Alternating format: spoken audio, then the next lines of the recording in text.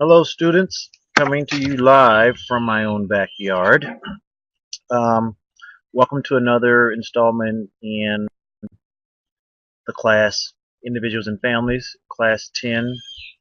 We're going to spend some time today talking about change-oriented strategies. And so we will spend a little bit of time digging into crisis intervention and techniques that social workers use in terms of working with these families, as well as we'll also spend a little bit of time talking about cognitive restructuring, which is another form of a change approach or therapy that is utilized with various clientele with actually fairly good results. So, without any further ado, let's move into our discussion for today.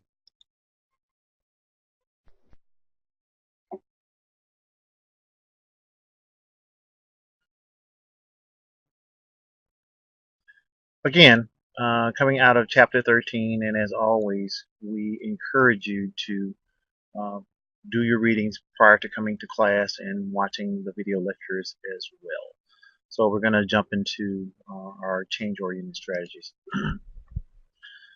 As I had said earlier, today we're going to talk about crisis intervention and we're going to talk about cognitive restructuring. These are very popular approaches that are utilized across the field that have proven to be very successful in terms of the work with clients across the board. So we'll spend a little time digging into those. So when we think about crisis intervention, we want to think about what that word crisis means, and we all know basically what a crisis is. It's a perception or an event or a situation that has intolerable difficulty that exceeds the resources or coping mechanisms of a person. And so that's the classic definition, but we all know what crises are. And so they come up without warning, often situations that we don't have control over. And so as we look at the process here, we see that there are various tenets to this intervention theory. Um, there's this triage assessment system where we're looking at affective behavioral emotional. We're looking at the severity of the situation and we're planning an appropriate intervention strategy. So when you're triaging, you're looking at all of these particular aspects in terms of how folks are functioning in the moment in time and the severity of the situation. So this might be a technique that could be utilized, let's say, in the aftermath of a natural disaster. So people's homes have been destroyed, and they're having behavioral and affective and emotional functioning issues around the loss of those kind of things. How severe is that? And then looking at what the strategies are for how to move forward are some things to think about.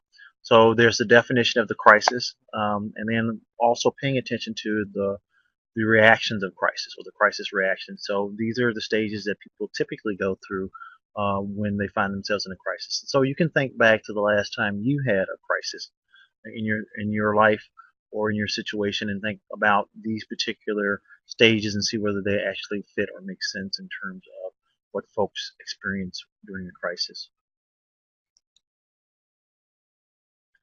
We also have to look at some things like the duration of contact. Often crisis intervention pieces are fairly short term. They're pretty immediate.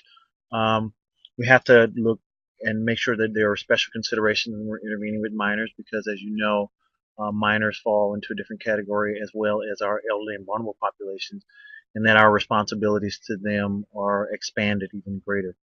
We'll take a look at the have to look at the benefit of crisis, which sounds like kind of a weird way to frame it, but looking at what are some of the upsides as well, theoretical framework, and then how does it apply itself across diverse groups and populations. So as we look at this next slide, it's about defining the problem, ensuring that we have client safety, providing the necessary support, examining what the alternatives are, making a plan, and then obtaining a commitment to that particular plan. We're also looking at strengths and limitations. As you know, all of the treatment modalities have various forms of strengths or areas where they work really well and limitations, which is why we have a number of different approaches that we utilize in the social work field to do the work with our clients based on what the situation and the circumstances are. And part of your becoming a social worker is actually being able to have the knowledge and the skill sets to know when to use which particular technique. So when we look at this 6-step model, it really talks about these things. It's around listening. And so when folks are in crisis, we need to be able to listen to start to articulate what the actual problem is. Looking at, again, client safety and what kind of support it would be providing as well.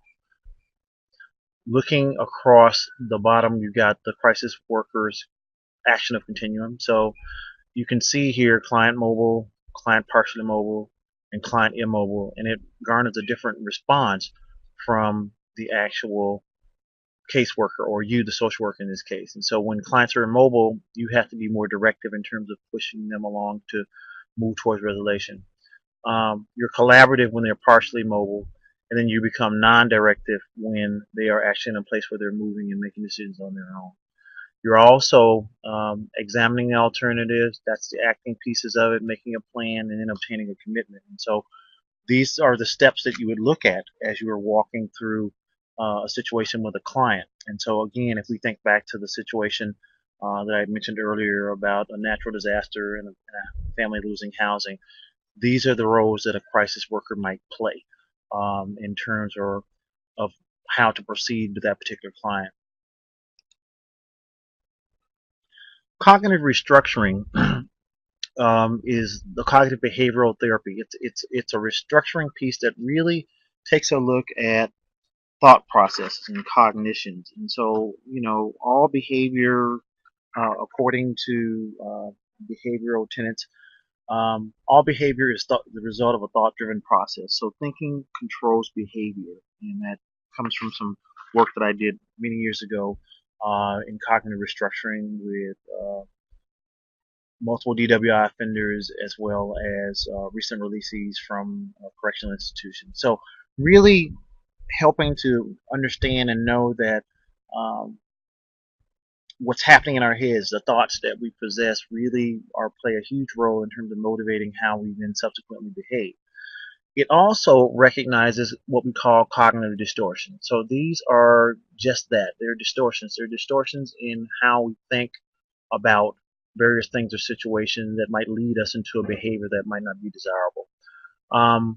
Also, thinking again, the utilization of this with minors as well as the application across diverse groups are always very important concepts to take a look at when we are looking at whether we want to use this particular model with the particular client that we actually have.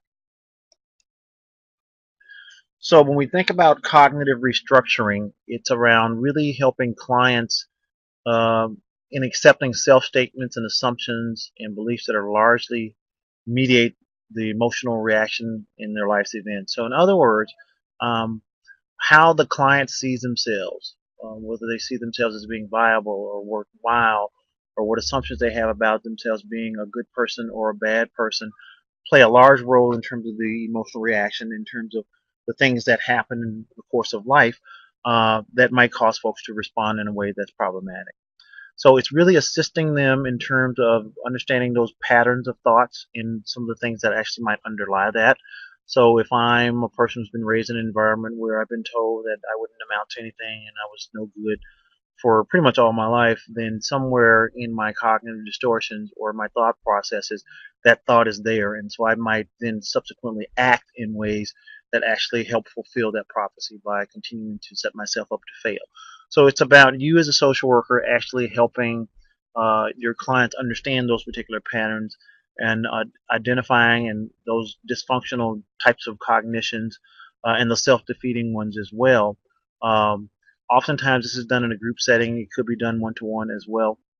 And then actually assisting clients in rewarding themselves when they're able to actually make the changes that we would like for them to see in terms of being successful or coming up with various coping strategies to deal with some of the cognitive distortions that they might be actually having. And so when we think about cognitive distortions, I'll kind of see if I can give you some examples of what some cognitive distortions might be. Blaming, I think, might be one that we might see an awful lot. Catastrophizing. So every situation is just it's given much more intensity than it really deserves, and so everything is just awful. Discounting positives. Um, it's an all or nothing kind of an attitude. So either I'm all in or I'm all out, or um, the emotional reasoning piece. And you base your interpretation on how you feel as opposed to what's happening realistically in front of you. Judgment, jumping to conclusions, mind reading. It's an interesting one as well as overgeneralizations.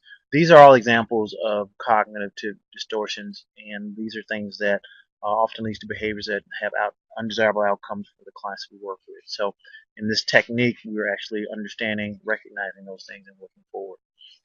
This particular table gives some examples in terms of the beliefs that folks have or may have in a therapeutic situation, and then the self expectations that are connected with that. So it's really educational in that we help folks really see how these particular beliefs and self expectations connect with each other. And then after we've got some awareness in terms of what we're looking at and have some strategies about how to proceed, then it's about using tools like a daily log in terms of being able to look at rating yourself in various situations or at various events, looking at feelings, giving them a rating based on a number in terms of rationality and really explaining what that's about, and then really looking at the belief statements in terms of how they manifest themselves. So this is a very valuable tool in terms of really helping folks take control and really pay attention to some of the things that are happening for them and their behaviors as well as the thoughts that are occurring in their heads.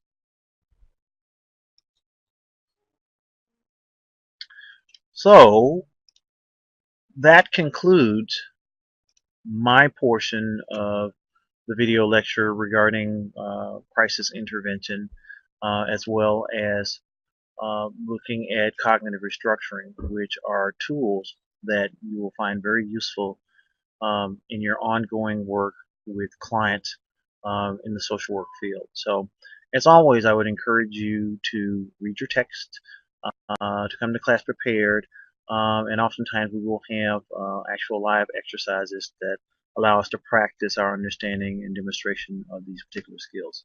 So, until I see you in class, thank you for your time and attention.